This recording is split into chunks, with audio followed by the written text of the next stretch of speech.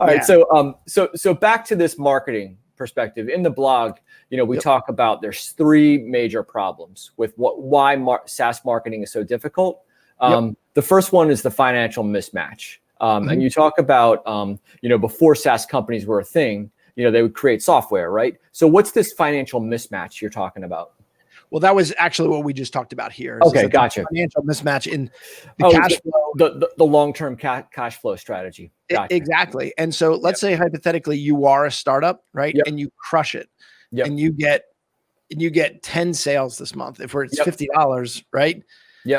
Like 10 times $50 isn't going to get you very far, but 10 times $500, you know what? Depending on the size of your team, that's pretty good. That might be a pretty good week.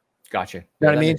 Yeah. And so what I find is that a lot of these SaaS companies, when they come onto the market, it's almost really important that they have like a venture capital firm or at least go through a couple of rounds of financing.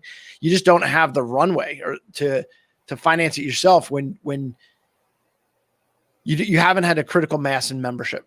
Gotcha. You know what I mean? That makes perfect sense. It becomes, Okay. I mean, cash is king in any business. We've had this business for 19 years.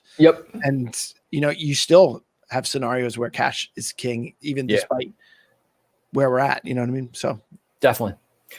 The other approach that you talked about in terms of a problem is the silver bullet marketing approach. What do you mean by that? Like silver bullet, I think like, hey, I think silver bullet and I'm like, hey, I'm just going to shoot this silver bullet. It's going to solve all my marketing problems. That's right. What's the problem with silver bullet?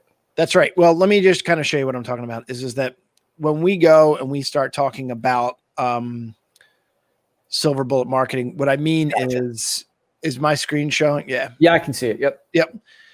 So normally what happens here is a client will say, you know what, for my SaaS company, it's going to be critical for me to get on the first page of Google, or it's going to be critical for me to be really strong in social. Gotcha. And if there's one thing we've learned is that, you're one algorithm change away from losing everything. You don't control these platforms. You don't control Facebook. You don't control Google or anything like that. Is it important to do all those things? Yes. But like what I believe is that anytime you get into marketing, you got to diversify your approach. And it also has to be an approach. This is what we call our unique process. But essentially what I'm trying to say is that when you do marketing, when marketing is done right, it goes into a system. So we don't believe in independent solutions. We believe in a system. And when a system is done right, every lead that you generate, you nurture and you close and you ask for referrals, the next referral becomes the next lead. And it becomes what we go from a funnel to a flywheel. So it self-perpetuates itself.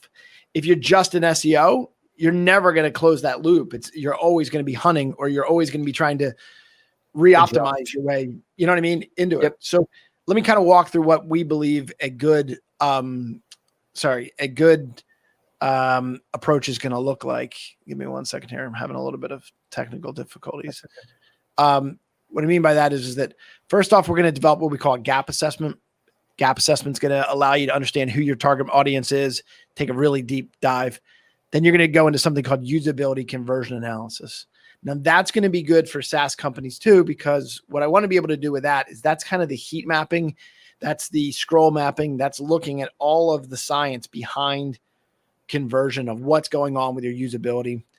Then obviously we're going to talk about SEO. You should have a content strategy to establish yourself as a thought leader. You got lead nurturing, which is probably the most neglected part of the entire system when clients come to us. You have social media, but social media you can't do in a vacuum. You almost always have to connect that with paid social or paid advertising. And then I would always recommend to try to get that emotional experience to get into some video development as well. And then you want to also make sure that your company is making decisions based upon data. It's what we call data-driven decisions. So that's what an entire system sort of looks like. And the SaaS companies that we work with, we have plenty of them. They usually come in to me totally bent on, hey, I got to be good at one thing. And we try to convert them into saying, you know what? I just don't want you to build your house on sand.